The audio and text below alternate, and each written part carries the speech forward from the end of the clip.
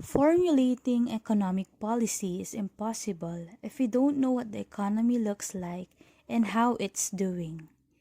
Once we have the basic idea in our heads on how the economy works, we need to figure out where it is at the moment before we tinker.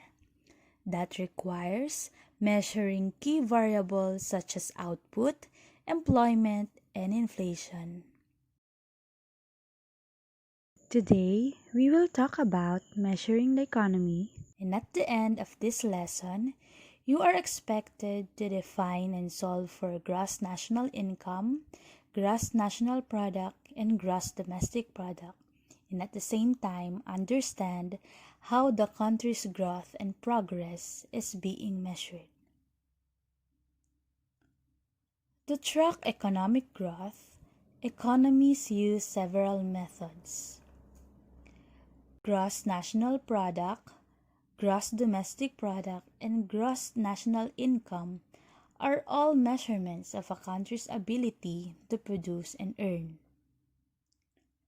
Typically, the size of a nation's overall economy is measured by its gross domestic product, or GDP, which is the total market value of all finished goods and services produced within a country in a set time period. There are, however, three important distinctions within the simple definition. Number one, GDP is a number that expresses the worth of the output of a country in local currency. So here in the Philippines, we use the Philippine peso. Number two, GDP tries to capture all final goods and services as long as they are produced within the country, thereby assuring that the final monetary value of everything that is created in a country is represented in the GDP. And number three, GDP is calculated for a specific period of time. So usually, a year or a quarter of a year.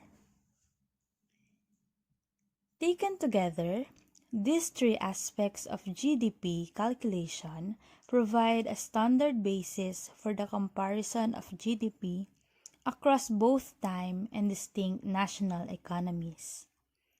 Measuring GDP involves counting up the production of millions of different goods and services like cars, computers, smartphones, college educations, and all other new goods and services produced in the current year, summing them up into a total value. Yes, the numbers are large, but the task is so simple. You take the quantity of everything produced, multiply it by the price at which each product is sold, and add up the total. Let's take a look at the sample problem number 1. So here, a country produces bananas and mangoes. So in year 1, they produce 20 bananas for 10 pesos each and 8 mangoes for 20 pesos each. So here, to compute for the GDP for year 1, we just multiply the price of bananas with its quantity and the price of the mangoes with its quantity. So, GDP for year 1 is equal to 10 pesos times 20 plus 20 pesos times 8. Okay, so GDP for year 1 is 360 pesos. So, it's your turn to compute for the GDP of year 2 and year 3. So as more goods and services are produced, the equation lengthens. In the real world, the market values of many goods and services must be calculated to determine GDP. While the total output of GDP is important, The breakdown of this output into large structures of the economy can be often be just as important. In general, economists use a standard set of categories to break down an economy into its major constituent parts. GDP can be calculated using income approach, which requires adding up all earnings in a year, or add up what everyone spent, which is the expenditure approach. They should be the same figure in the end. Expenditure approach is the most commonly used GDP formula, which is based on the money spent by various groups that participate in the economy. For the formula of GDP using expenditure approach, we have C plus I plus G plus X. So in this approach, GDP is the sum of consumer expending, investment, government purchases, and net exports. Let's briefly examine each of the components of the GDP. Number 1 is the consumption expenditure or consumer spending. This is the value of the consumption of goods and services acquired and consumed by the country's households. So this is the sum of expenditures by households on durable goods, non-durable goods, and services. So examples include clothing, food, and healthcare. Next is the investment. It refers to the spending on purchases of fixed assets. We have here capital equipment, inventories, and housing, and unsold stock by private businesses. Examples include machinery, unsold products, and housing. Next is the government spending. These are the consumption, investment, and payments made by the government for current use. When we say current use, this is use within a year. So it is the sum of expenditures by all government bodies on goods and services. Examples include naval ships and salaries to government employees. The last one, we have the net exports. Net exports represent the country's balance of trade, where a positive number bumps up the GDP as country exports more than it imports and vice versa. Net exports is equals to the difference between spending on domestic goods by foreigners and spending on foreign goods by domestic residents. In other words, net exports describes the difference between exports and imports. Note that imports are a negative contribution because the money goes overseas. So let's take a look to the sample problem number 2. The table shows the expenditures by country A. Compute for the GDP using expenditure approach. So we have here consumption expenditure for 200,000, investment for 100,000, government expenditure for 350,000, exports for 250,000, and imports for 150,000. So all these are included in the calculation of GDP using expenditure approach. So here's the solution. For net export, 250,000 minus 150,000. So the total net export is 100,000.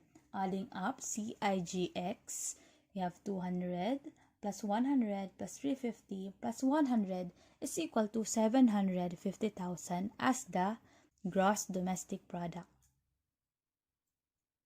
So take a look at the table showing which items get counted toward GDP and which don't.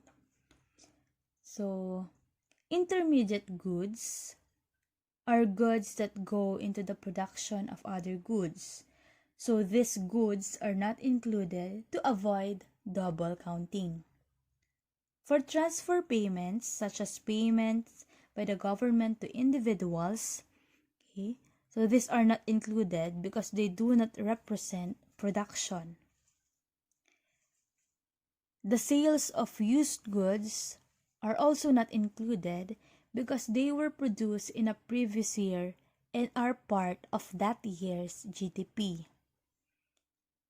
And lastly, illegal goods. The entire underground economy of services paid under the table and illegal sales should be counted, but because these sales are impossible to track, it is not included in the GDP. The second approach in the computation of GDP is the income approach. It takes the total income generated by goods and services produced.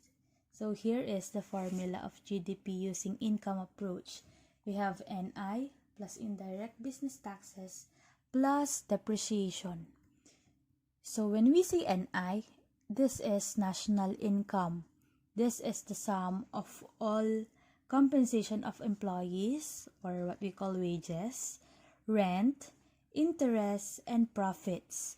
For profits, we have proprietor's income and corporate profits. So, corporate profits includes corporate income taxes, dividends, and undistributed corporate profits. We also have sales taxes. So these are consumer taxes imposed by the government on the sales of goods and services. It includes sales taxes, excise tax, business property taxes, license fees, customs duties to account for expenditures that are diverted to the government income. And lastly, we have depreciation. These are costs, or this is the cost allocated to a tangible asset over its useful life. So this depreciation, you will be discussing this in your accounting class. So let's take a look. The sample problem number 3. So we need to compute for the GDP using the income approach. So in this problem, you need to classify if the expenditure is included in the calculation of GDP using income approach. So here, wages is included as national income. Investment is not included, okay, because it's computed using the expenditure approach. We have rent, part of national income.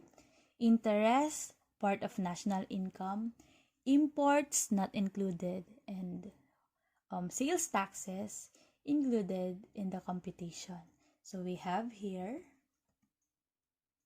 for national income, we have 700,000, sales taxes 200,000, and gross domestic product a total of 900,000. A while back, I have told you that the end result, or the total GDP using income approach and expenditure approach, should be the same in the end. But in our problems, we have two different situations. In order to deal with the ambiguity inherent in the growth rate of GDP, economists have created two different types of GDP. We have the nominal GDP and the real GDP. Nominal GDP is the total value of all goods and services produced at current market prices. This is the GDP that is explained on the first part of the lesson. So the quantity times price, that's nominal GDP. So nominal GDP is more useful than real GDP when comparing sheer output rather than the value of output over time. Second type of GDP is the real GDP, which is the sum of all goods and services produced at constant prices. To compute for real GDP, we have to use a base year. So using the equation quantity times price, we use the current year quantities and multiply it with the base year prices. When comparing GDP between years, nominal GDP and real GDP capture different elements of the change. Nominal GDP captures both changes in quantity and changes in prices, while real GDP captures only changes in quantity and is insensitive to the price level. Because of this difference, after computing nominal GDP and real GDP, a third useful statistic can be computed, which is the GDP deflator. It is a type of price index or form of measurement that tracks changes in the value of goods produced in a nation from one year to another. Here is the formula to find the real GDP in a given year using the GDP deflator. So real GDP is equal to nominal GDP divided by the GDP deflator times 100. If the GDP deflator is not provided, the following is the formula. So GDP deflator is equal to the nominal GDP over real GDP times 100. So let's take a look at the sample problem number 4. So we have here year 2007 and year 2008 with product 1, product 2, and product 3. In computing for the nominal GDP for 2007 and 2008, we need to multiply again the quantity and the price. So for 2007, we have nominal GDP of 200 pesos. And for 2008, we have a nominal GDP of 250 pesos. So the percentage growth in nominal GDP from 2007 to 2008 is equal to 25%. How did we get it? So 250 minus 200 divided by 200 times 100. So for real GDP for 2008, we use 2007 as the base year. So real GDP is equal to, again, the price of the base year, which is 2007, multiply by the quantity of 2008. So real GDP for 2008 is equal to 225. GDP deflator for 2008. Applying the formula, 250 divided by 225 times 100 is equal to 111. Real rate of output growth from 2007 to 2008 is equal to 12.5%.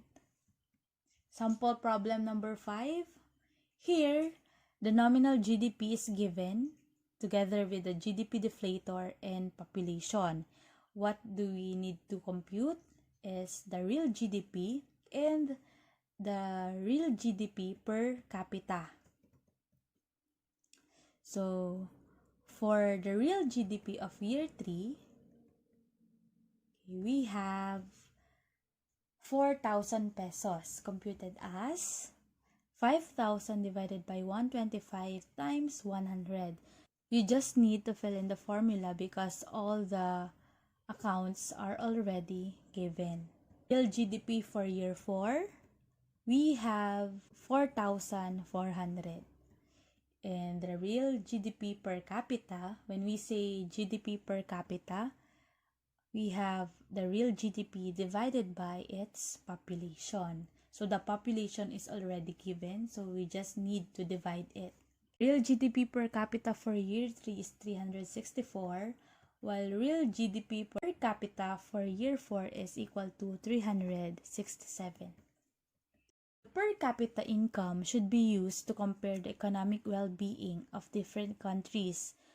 GDP per capita is equal to GDP divided by the population. Which country has a higher GDP, Switzerland or India, which has a higher level of economic well-being? India has more GDP. okay, with $3.033 trillion, okay, while for Switzerland, we only have $239.3 billion for the year 2003. But the GDP per capita for Switzerland and India, okay, are different, okay, with 32,700 for Switzerland and 2,900 dollars for India. Which country has a higher GDP? We have India. But which has a higher level of economic well-being? It's Switzerland, because the basis is the GDP per capita. The next measurement of the economy is the gross national product. So gross national product includes the income of all of a country's residents and businesses, whether it flows back to the country or is spent abroad. GNP measures the output of a country's residents regardless of the location of the actual underlying economic activity. Income from overseas investments by a country's residents counts in GNP, and foreign investment within a country's borders does not. This is in contrast to GDP, which requires economic output and income based on the location rather than nationality. To compute for GNP, the formula is C plus I plus G plus X plus Z. So this CIGX is the same as CIGX in the computation of GDP. Consumption expenditure, investment, government expenditure, and net exports. For Z, we have here net income. So income earned on all foreign assets minus the income earned by foreigners in the country. So, sample problem number 6. The table shows the expenditures by country C. Compute for gross national product. Same as the computation of GDP a while back. The CIGX, of course, the income earned on all foreign assets less the income earned by foreigners in the country. Gross national product of 950,000. And the last measurement of economy is the gross national income. Income received by the country from its residents and businesses regardless of whether they are located in the country or abroad. GNI calculates the total income earned by a nation's people and businesses, including investment income, regardless of where it was earned. So it also covers money received from abroad, such as foreign investment and economic development aid. So the formula in computing for GNI is CIGX. Again, this CIGX is the same as in the computation of GDP. So CIGX, so C plus I plus G plus X plus A minus B.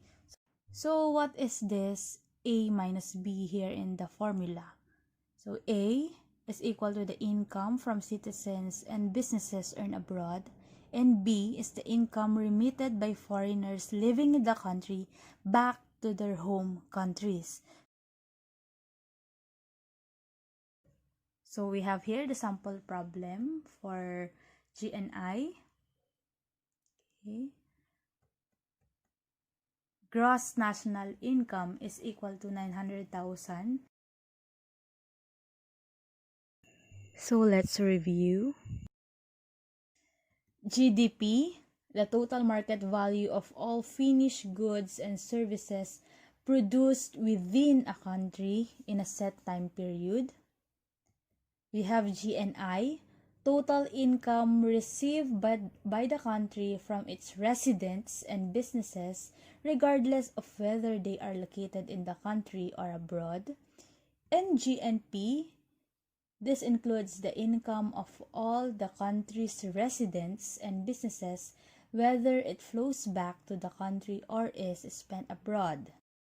Of the three measures, GNP is the least used, while GNI may now be the most accurate reflection of national wealth given today's mobile population and global commerce.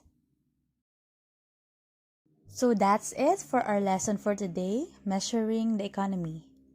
If you have questions and clarifications, just feel free to message me during my consultation hours from Mondays to Fridays from 8 o'clock a.m. to 4 o'clock p.m. Important announcement: you will be having your first summative test next week. The deadline of submission for your first performance task will be moved on October 5, 2020. Have a great day!